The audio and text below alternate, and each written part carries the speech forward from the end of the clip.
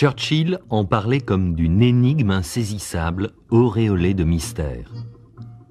Ce pays occupait 1/5 de la surface terrestre, s'étirait d'est en ouest sur près de la moitié du globe et allait du pôle Nord aux frontières de l'Inde.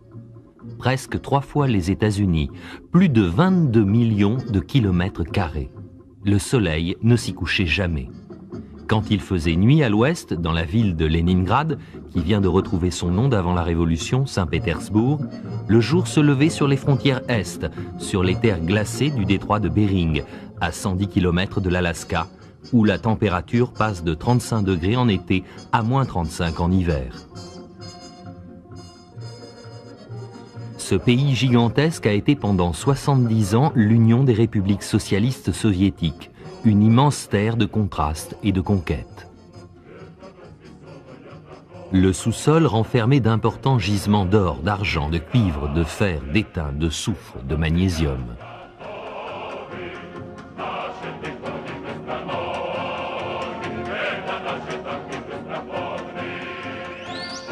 Ces forêts couvraient des millions d'hectares et représentaient un quart des réserves de bois de la planète. On trouvait de la houille et une des plus importantes réserves de pétrole du monde.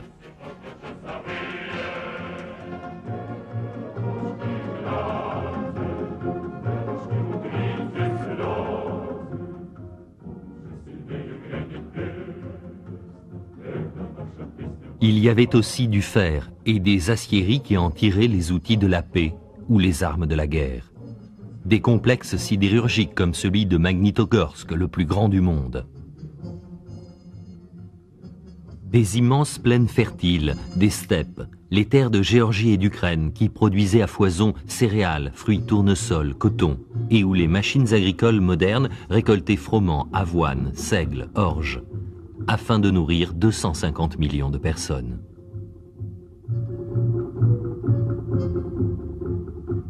Des troupeaux qui rivalisaient avec ceux du Texas.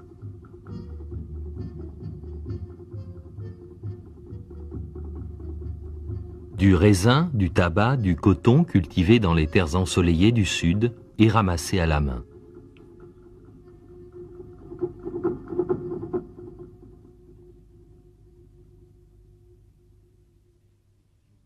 C'était un pays très religieux, mais le gouvernement soviétique prônait l'athéisme et avait remplacé un dieu à l'image de l'homme par des hommes pareils à des dieux.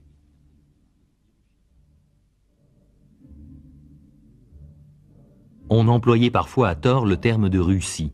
L'Union soviétique était en réalité un ensemble de nationalités qui parlaient 150 langues différentes, une véritable tour de Babel.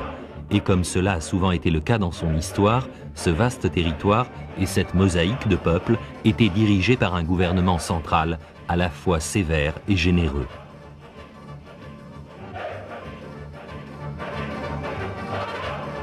Les Russes, descendants des premiers colons, représentaient la moitié des Soviétiques. Mais l'Union soviétique avait été constituée en dépit des frontières nationales et historiques. Il y avait les Cosaques, les célèbres cavaliers du bassin du Dniepr.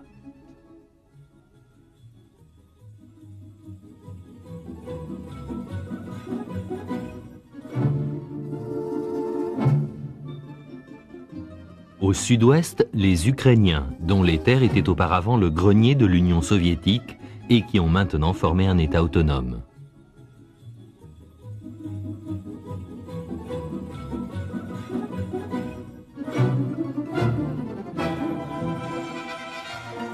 Leurs voisins, les Moldaves, qui descendent des Roumains et non des Russes. Et encore la Biélorussie et la Bessarabie sur la mer Noire. Et les vieux massifs montagneux du Caucase, avec leur mélange de religion et de culture, l'Azerbaïdjan, l'Arménie, la Géorgie, la Tchétchéno-Ingouchie.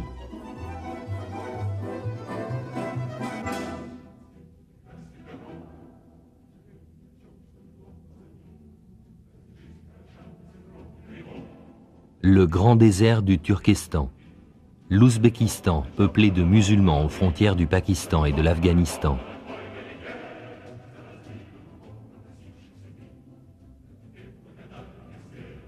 Les Mongols, descendants des guerriers de Gengis Khan.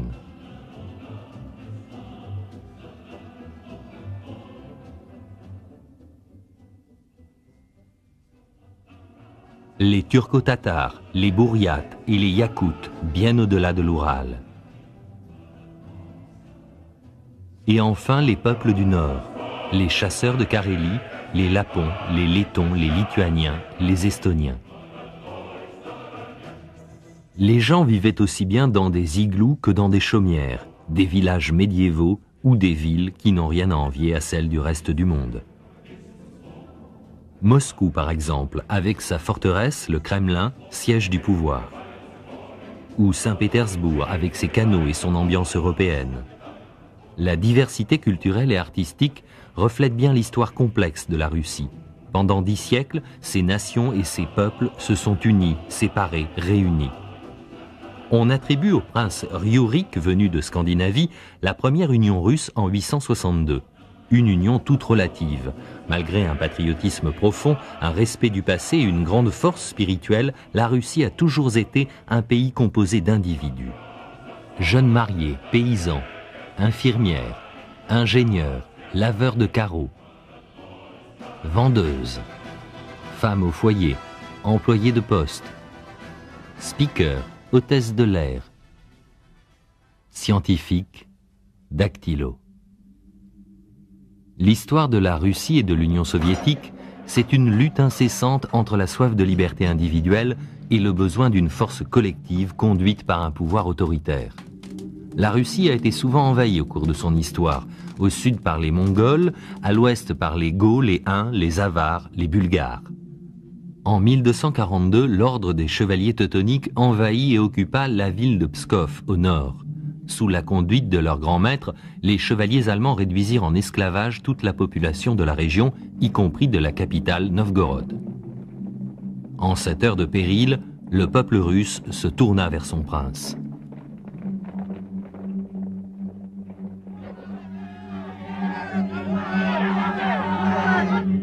C'était Alexandre Nevski. Sous sa conduite, les habitants de nombreuses villes et principautés se regroupèrent pour repousser l'envahisseur. Et le 5 avril 1242, sur le lac gelé de Peipus, les forces russes unies affrontèrent les combattants allemands puissamment armés. Les Russes n'étaient pas aussi bien organisés ni aussi bien équipés. La plupart des soldats étaient de simples paysans ou marchands.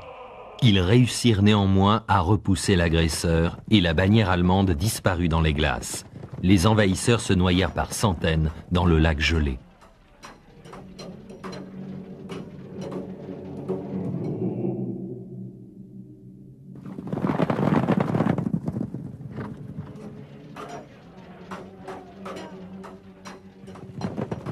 Nevski dit aux Russes, « Celui qui frappe par l'épée périra par l'épée. » Après lui vint le temps des tsars.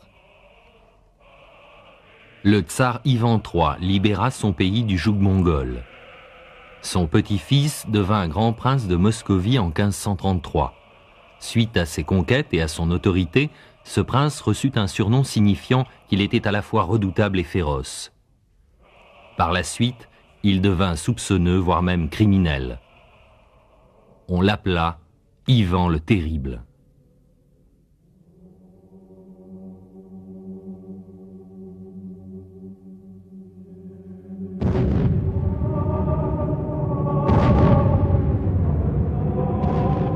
Ivan étendit le pouvoir de la Moscovie aux provinces de Kazan, Astrakhan et à une partie de la Sibérie. Il contourna le pouvoir des boyards, l'élite des princes, pour le confier à des personnalités locales issues des classes populaires. Mais celles-ci abusèrent souvent de leur pouvoir. Ivan faisait confiance à peu de gens. Sa mère avait été empoisonnée quand il était enfant, et la même chose était sans doute arrivée à sa première femme. Il était très autoritaire, mais tenait compte de la Douma, l'assemblée des représentants locaux. Ce personnage contradictoire s'était autoproclamé tsar de tous les Russes. Pierre le Grand était brillant et violent, fasciné par la beauté et la souffrance. Il mit en déroute l'envahisseur suédois à Poltava et permit la création de la première marine russe moderne. Fasciné par l'Europe, il décida de construire Saint-Pétersbourg. Il en parlait comme d'une fenêtre ouverte sur l'Europe et engagea des architectes français et italiens qui conçurent une ville dont la beauté et l'élégance surpasse celle de Venise ou d'Amsterdam. Les édifices portent toujours les armoiries de la famille Romanov. La dynastie commença avec Michel Romanov en 1613 et elle comprend Catherine Ier, une domestique que Pierre le Grand avait épousée, qui prouva qu'une femme pouvait diriger la Russie en étant ferme et juste. Catherine II la Grande, d'origine germanique, fut une des impératrices russes les plus respectées. Elle avait confisqué le pouvoir à son mari débile. Elle correspondit avec Voltaire, elle encouragea l'émergence de la littérature russe, mais aggrava le sort des serfs et fit la guerre à la Turquie et à la Pologne. Elle annexa la Crimée, mais les conflits entre le gouvernement russe et la population locale, puis l'intervention de la Turquie, de l'Angleterre et de la France, menèrent à la sanglante guerre de Crimée de 1854. Elle dura 3 ans et fut un désastre pour les troupes russes et leurs vieux fusils à pierre contre les fusils anglais modernes. En 1807, après avoir perdu contre Napoléon la bataille de Friedland, le tsar Alexandre Ier signa un traité de paix sur un radeau amarré à Tilsit. L'empereur français appréciait le tsar et avait même songé à épouser sa sœur pour former une alliance. Mais 5 ans plus tard, Napoléon traversa l'Europe pour conquérir la Russie avec sa grande armée composée de 500 000 hommes. Ils traversèrent tout le continent, mus par la soif de pouvoir inextinguible de l'empereur français.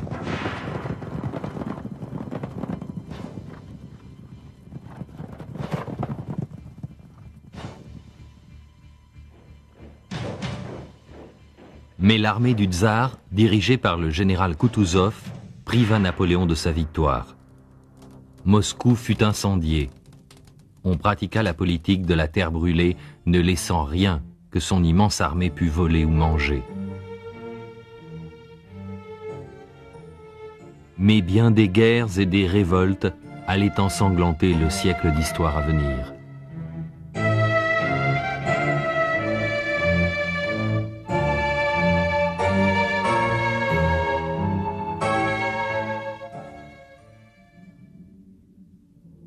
La révolution industrielle du 19e avait atteint la Russie, mais au début du 20e siècle, le pays reposait essentiellement sur l'agriculture. Malgré l'abolition du servage en 1861, sous Alexandre II, les paysans vivaient encore comme au temps d'Ivan le Terrible. Un travail mécanique pratiquement inexistant, une main-d'œuvre bon marché et les propriétaires terriens qui s'enrichissaient.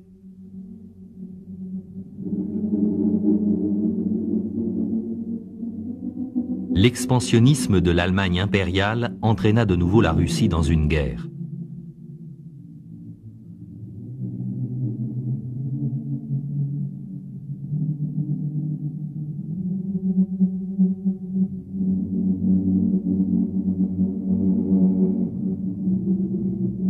Malgré les liens de famille unissant la reine Victoria, l'empereur allemand et le tsar, leurs relations se détériorèrent.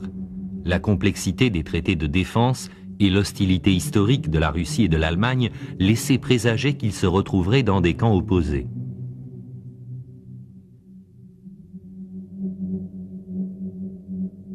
Pour affaiblir le pouvoir du tsar, les Allemands soutenaient le révolutionnaire Vladimir Ilitch Ulyanov, dit Lénine. Il était secondé par Lev Davidovitch Bronstein, dit Trotsky, un orateur persuasif et véhément, ainsi qu'un excellent organisateur.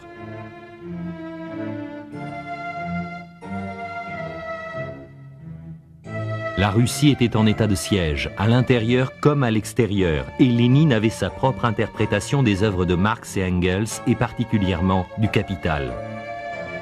Selon Marx, dans les pays industriels, la classe ouvrière allait se soulever contre les patrons capitalistes et créer le communisme. Mais selon lui, une pareille révolution ne pouvait se produire en Russie insuffisamment industrialisée. Lénine, lui, plaçait ses espoirs de révolution dans la paysannerie. En décembre 1916, un complot de militaires et de nobles décida d'assassiner Raspoutine afin d'affranchir le tsar de son influence et de sauver le trône. Mais cela ne servit à rien. Les grèves spontanées et les manifestations d'opposition continuèrent. Nicolas II abdiqua. En février 1917, après une révolution peu sanglante, la Douma se réunit et un gouvernement provisoire démocratique fut constitué.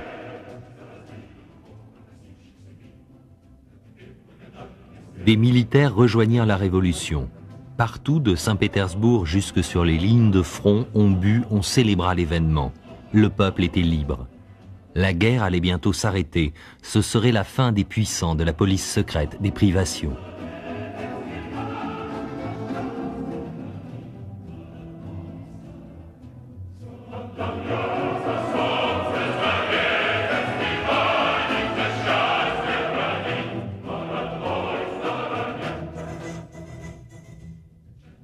Mais le nouveau gouvernement provisoire était chaotique.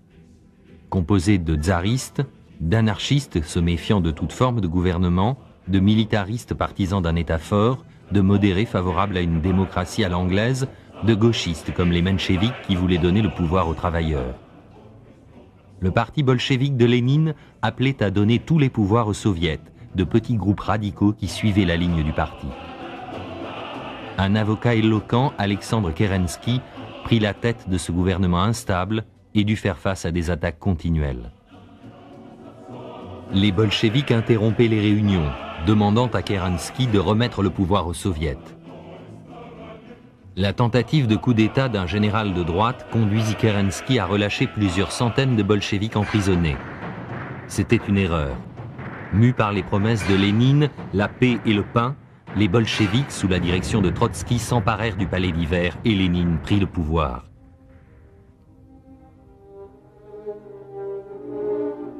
En russe, bolchevique signifie majoritaire. Ce n'était alors pas le cas. Lénine savait que son parti ne pouvait pas gagner des élections libres. Leurs résultats auraient été beaucoup plus nuancés. Pour faire de sa révolution une réalité, Lénine ne pouvait tolérer ni compromis ni divergence. 41 millions de personnes votèrent lors des premières élections nationales de l'histoire russe, mais les bolcheviks ne recueillirent qu'un quart des suffrages. La nouvelle assemblée se réunit, vota contre les propositions bolcheviques et proclama une république démocratique et indépendante. Le lendemain, l'assemblée était encerclée par l'armée. Une autre figure sortait de l'ombre, Joseph Staline.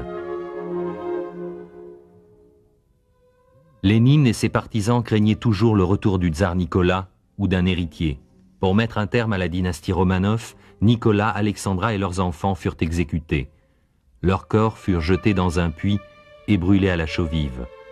Le bruit courut que la princesse Anastasia avait échappé à l'assassinat, mais non, les Romanov n'existaient plus.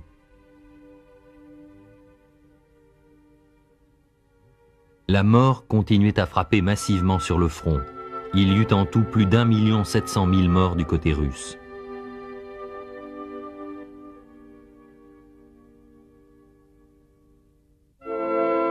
Le gouvernement allemand avait soutenu Lénine, lui fournissant de l'argent pour ses brochures, ses affiches, ses journaux. Ses opposants ont souvent déclaré qu'il était à la solde de Wilhelmstrasse, mais Lénine était simplement pragmatique. Il acceptait l'argent de l'ennemi, quitte à lui tourner le dos quand il n'en aurait plus besoin.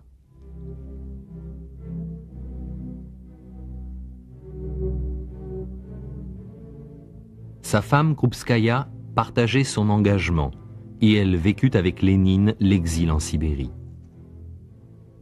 Le peuple payait un lourd tribut à la guerre civile.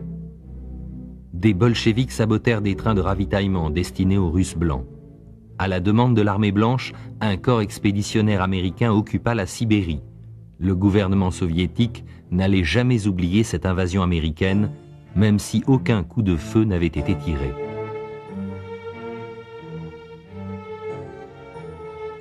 Certains militaires défendaient la Nouvelle République, d'autres restaient fidèles aux idéaux du tsar et à la patrie.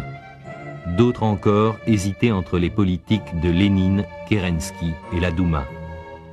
Les Blancs, fidèles au tsarisme, combattaient l'armée rouge composée des partisans des idéaux communistes. L'armée rouge tirait peut-être son nom, comme la place rouge, d'un adjectif qui signifiait autrefois en russe « belle ». Mais le rouge symbolisait aussi le sang des patriotes, comme sur le drapeau de bien des pays où figure cette couleur. Usant de manœuvres, Lénine rassembla suffisamment d'ouvriers, d'intellectuels et de militaires pour le soutenir dans sa course au pouvoir. L'homme chauve à la barbiche devint le symbole de la liberté et de l'utopie à venir. La guerre continuait. Les soldats russes reculaient ou rentraient tout simplement chez eux.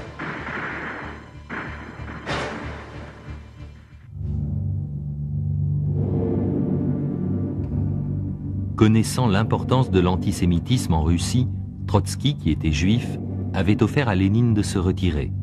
Lénine, qui appréciait son intelligence et son dynamisme, refusa. À Brest-Litovsk, Trotsky négocia avec les Allemands un traité draconien. La Russie perdait les pays baltes, l'Ukraine, la Finlande et une partie du Caucase. Mais elle n'était pas en position de discuter. Lénine voulait signer la paix avec les Allemands et arrêter la guerre afin de renforcer son influence sur un gouvernement fragile.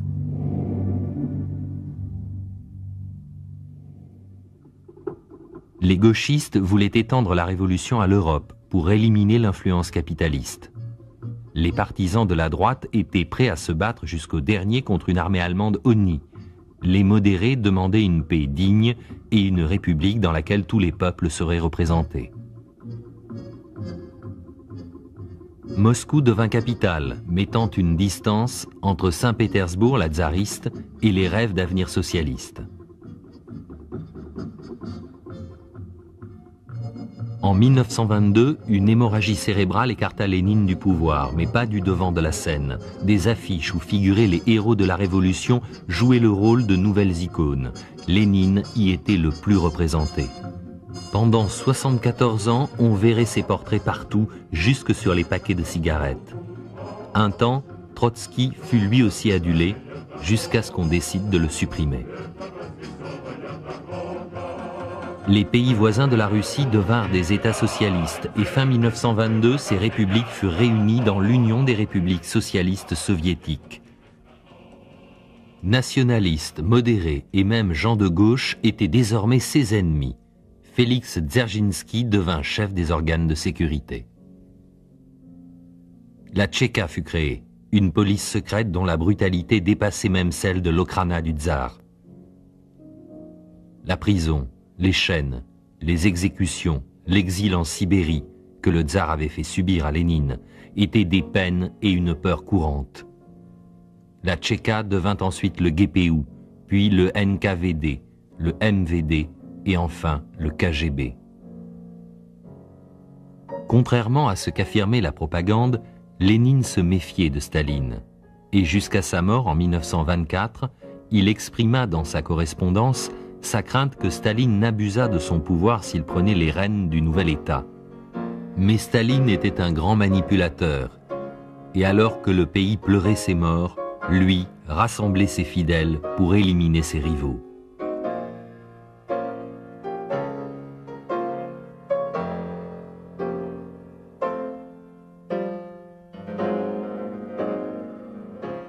Le corps embaumé de Lénine devint un monument au nouvel ordre socialiste, installé dans un mausolée de marbre sur la place Rouge.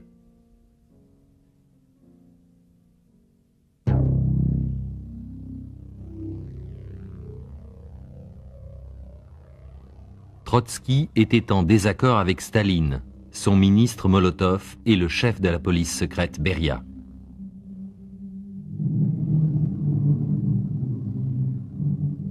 Les affiches représentaient des paysans et des ouvriers heureux, mais tous les partis, hormis le Parti communiste, furent interdits. Toutes les décisions devaient être revues à la lumière de la pensée de Lénine dans l'interprétation qu'en faisait Joseph Staline. Staline invoquait sans cesse le nom de Lénine. Pourtant, il perdait de vue les idéaux de la Révolution, devenant un tsar communiste. Les contestataires, devenus des ennemis de l'État, étaient écartés du pouvoir, emprisonnés ou exécutés. Staline décida que son pays devait être débarrassé des opposants, y compris des premiers révolutionnaires comme Zinoviev, Kamenev ou Trotsky. Trotsky fut écarté. On réécrivit l'histoire pour occulter son rôle dans la Révolution, jusqu'aux photographies qui furent retouchées pour l'éliminer de la mémoire russe. Staline lui ordonna de quitter le pays.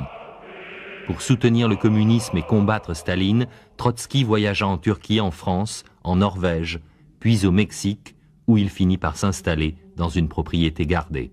En 1940, un agent de Staline fit irruption dans son bureau et l'assassina à coups de pique dans le crâne. Purge politique, faux procès, assassinat, Les Occidentaux voyaient le Kremlin comme un palais mystérieux où régnait le mal et la conspiration. En réalité, c'était le cœur et le cerveau de l'URSS. Ces murailles abritent la cathédrale de la Dormition, où les tsars étaient couronnés, celle de l'archange Michel, où furent enterrés les tsars, et le Grand Palais, édifié au début du 19e, et refait pour abriter le Soviet suprême, le Soviet des nationalités, des musées et des bureaux. Le Kremlin tout entier relate la saga de l'histoire russe.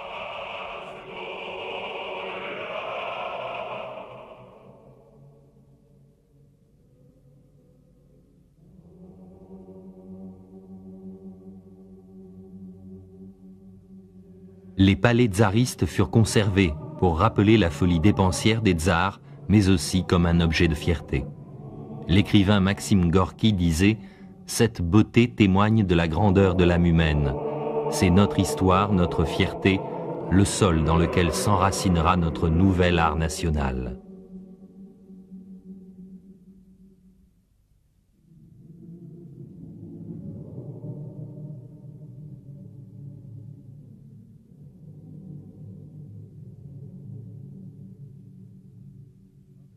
D'autres arts furent encouragés par les communistes, malgré les restrictions. Serge Diaghilev fonda le ballet moderne en 1901. Des œuvres de Tchaïkovski comme La Belle au bois dormant, Casse-Noisette et Le Lac des Cygnes furent interprétées par les ballets russes et le ballet de Moscou. La tradition fut poursuivie avec le ballet de Moscou qui donna des stars internationales comme Rudolf Nureyev et Mikhaïl Baryshnikov.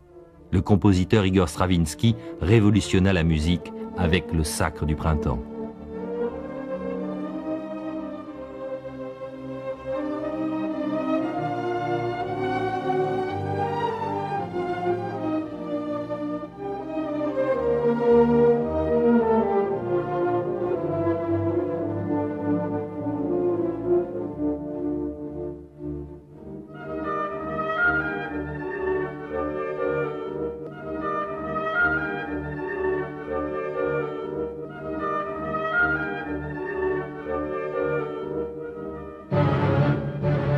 Les plans quinquennaux de Staline des années 20 et 30 engendrèrent des réalisations techniques où utilité et splendeur se rejoignaient, par exemple pour le métro des grandes villes. Loin d'être purement utilitaires comme à New York ou à Londres, les stations de métro russes ressemblent souvent à des musées vivants, avec leurs peintures, leurs sculptures et leur architecture soignée. Cette réussite technique et esthétique fut un véritable coup de maître pour le ministre des Transports, Nikita Khrouchtchev. En 1927, moins de 10% des membres du Parti communiste avaient reçu une éducation supérieure et les paysans illettrés étaient légion.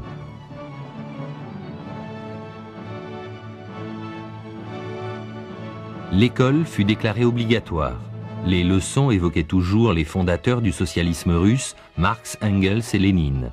À ce panthéon vint s'ajouter une autre divinité, Joseph Staline.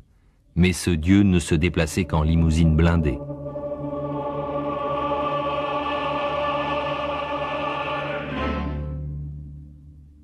En 1928, Staline lança l'industrialisation du pays. Un plan quinquennal assigna des normes irréalisables, mais qui stimulèrent une population épuisée par la guerre. De gigantesques centrales hydroélectriques furent construites. Les syndicats furent interdits. On ordonna aux ouvriers d'augmenter leur production de 100%. La production de pétrole et d'acier augmenta effectivement, mais resta très en deçà des prévisions. On trichait. La production réelle restait identique ou baissait, mais sur le papier, les normes étaient atteintes.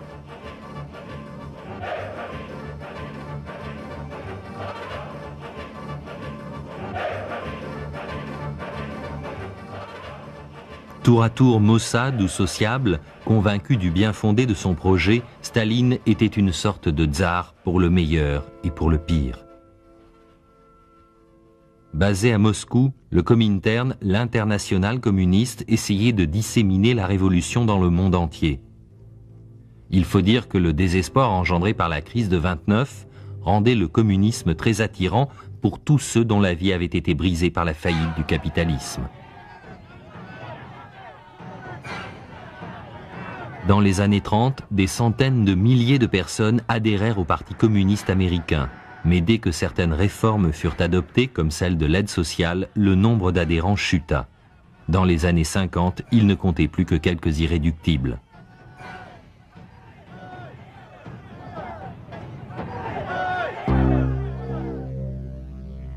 En Allemagne, Adolf Hitler écrivait « Quand nous parlons d'un nouveau territoire, nous devons penser à la Russie.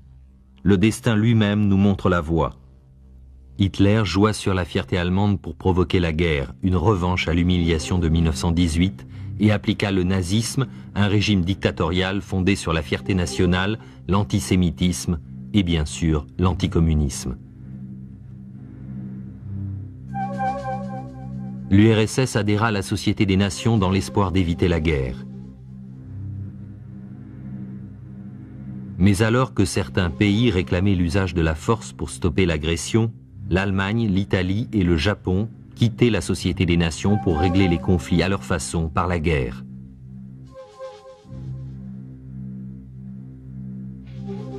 En 1939, Staline choqua nombre de ses partisans sincères en signant un traité de non-agression avec l'Allemagne. La Russie put ainsi gagner du temps pour préparer sa défense, mais cela permit aussi à l'Allemagne d'envahir l'Autriche, la Tchécoslovaquie puis la Pologne. La marche vers l'est des nazis fut interrompue par la déclaration de guerre de la France et de la Grande-Bretagne. Les Allemands se retournèrent vers l'ouest, envahissant la France et harcelant l'Angleterre.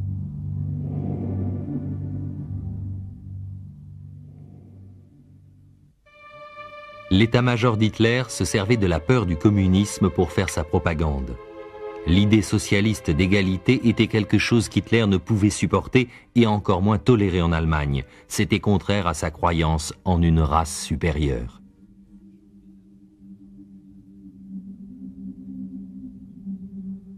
Les ennemis traditionnels de la Russie, la Hongrie, la Roumanie, la Bulgarie et la Yougoslavie s'allièrent bientôt à l'Allemagne.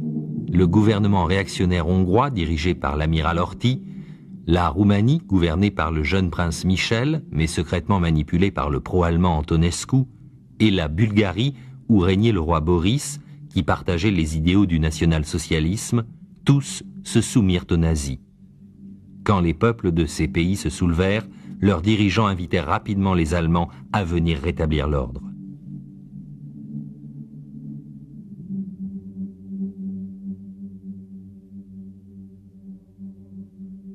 Le temps pressait pour Staline.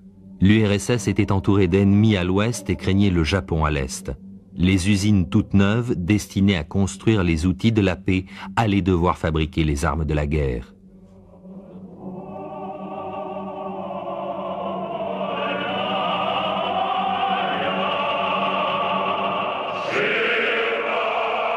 Dans toute l'URSS, on mobilisa des hommes pour servir dans l'armée rouge. Beaucoup furent fiers de le faire, mais des milliers refusèrent de combattre pour un pays qui ne leur offrait aucune liberté.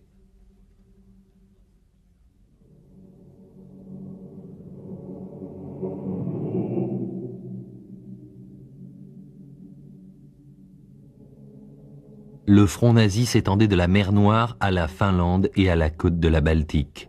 Lors de la guerre éclair, les armes allemandes avaient prouvé leur supériorité sur celles de tous les autres pays, la Pologne, la Tchécoslovaquie, la France. La machine nazie semblait impossible à arrêter.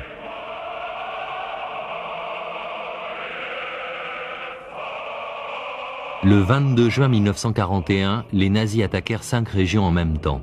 C'était le début de la bataille de Russie. Plus de 2 millions d'hommes, 200 divisions, s'élancèrent sur un front de plus de 3000 km pour anéantir l'armée rouge et rayer l'URSS de la carte. Le gouvernement fut évacué à Kuibychev, à plus de 1000 km à l'est.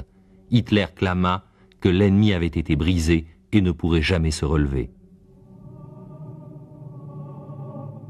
Les nazis avancèrent, occupant 800 000 km² du territoire russe, l'équivalent de la taille du Middle West.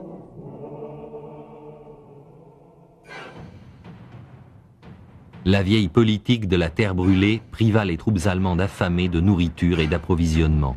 Les immenses plaines russes faisaient obstacle aux troupes qui approchaient et les anciennes cités devinrent de véritables champs de bataille. Dans chaque ruelle, on tirait.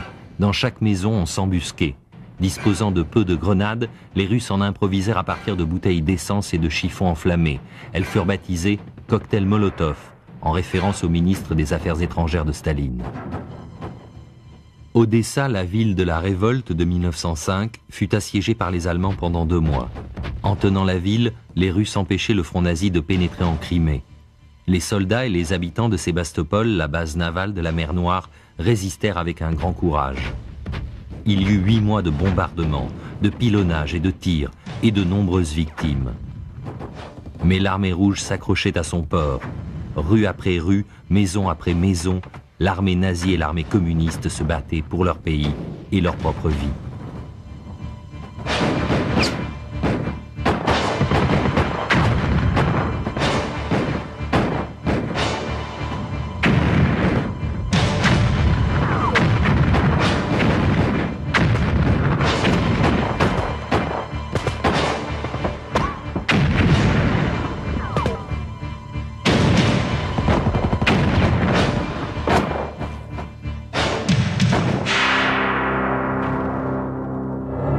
L'armée rouge donnait une leçon de vulnérabilité à l'invincible armée de la race supérieure. Des millions d'Allemands périrent.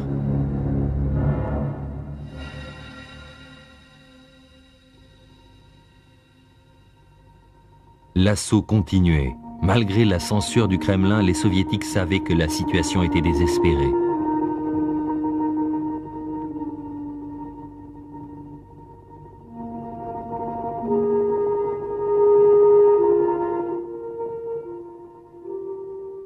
Ce n'est pas une guerre ordinaire, c'est celle du peuple russe tout entier, et pas seulement pour éliminer le danger qui nous menace.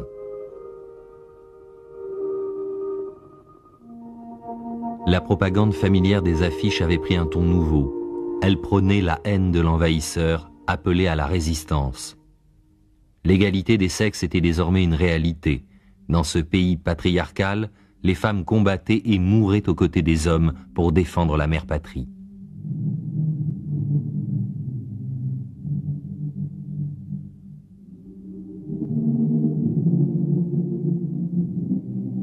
Quand elle battait en retraite, l'armée rouge emportait tout ce qu'elle pouvait, nourriture, véhicules, matériel, le reste était détruit. La grande centrale hydroélectrique d'Ukraine, fierté de Staline, fournissait beaucoup d'énergie, ce qui aurait pu faciliter la conquête nazie. On choisit de la détruire plutôt que de l'abandonner aux Allemands.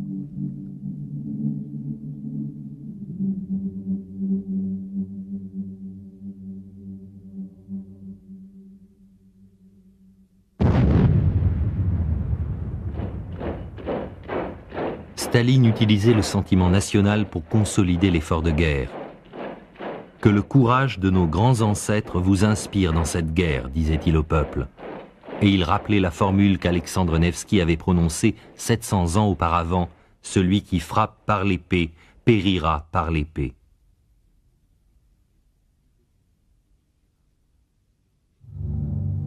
Le rude hiver russe fut à nouveau un obstacle à l'envahisseur. Les églises et les synagogues, fermées par le gouvernement athée, furent de nouveau ouvertes pour donner force, réconfort et ardeur au combat.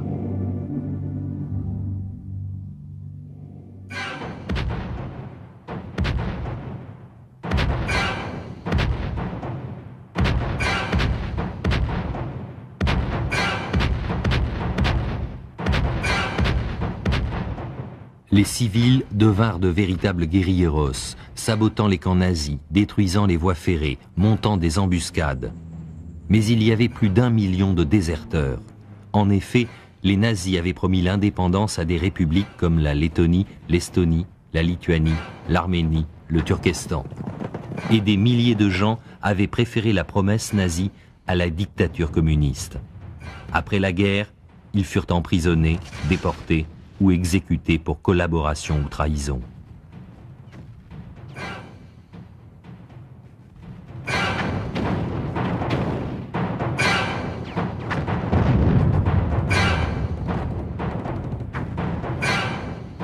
Les victimes étaient innombrables. Toute une génération d'hommes fut anéantie pendant cette guerre, le second conflit mondial en moins de 25 ans. À nouveau, il arrivait aux survivants d'envier les morts.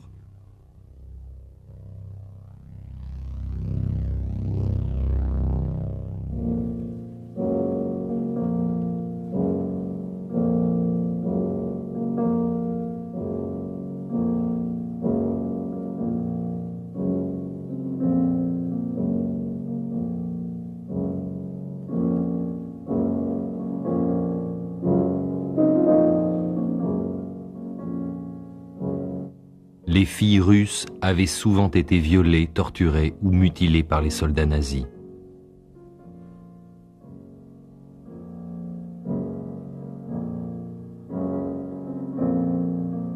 La réaction des Russes fut violente. Les collaborateurs furent capturés et pendus. Et pour certains, cette vengeance restait encore trop douce.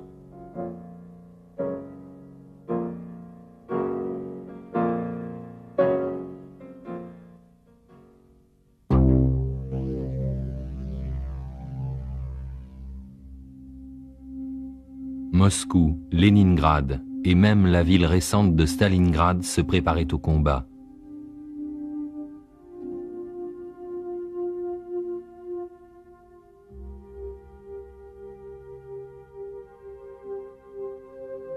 Les enfants participaient eux aussi.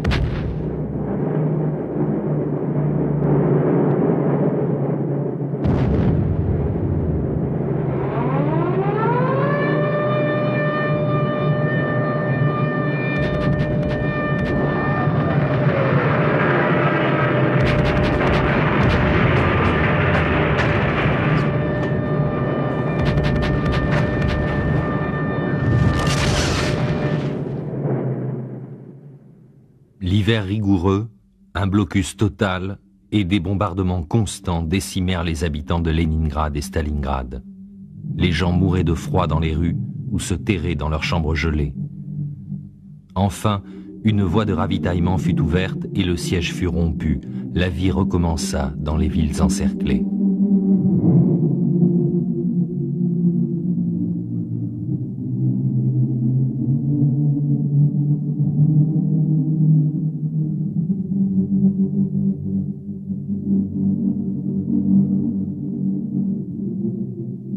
Une contre-offensive massive repoussa l'armée allemande épuisée dans les plaines russes, puis en Pologne, dans les pays baltes et enfin jusque dans les forêts de l'Allemagne.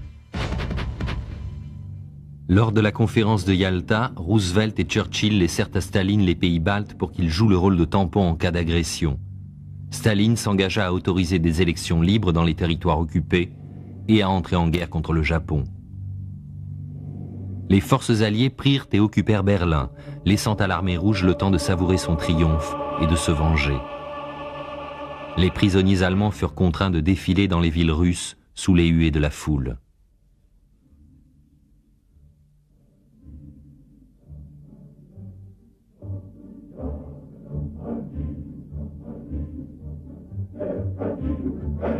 La victoire suscita une fierté et une joie méritées.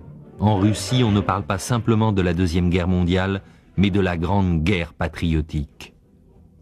Bien que sa stratégie ait coûté la vie à des millions de ses compatriotes, Staline fut acclamé comme le sauveur de son pays.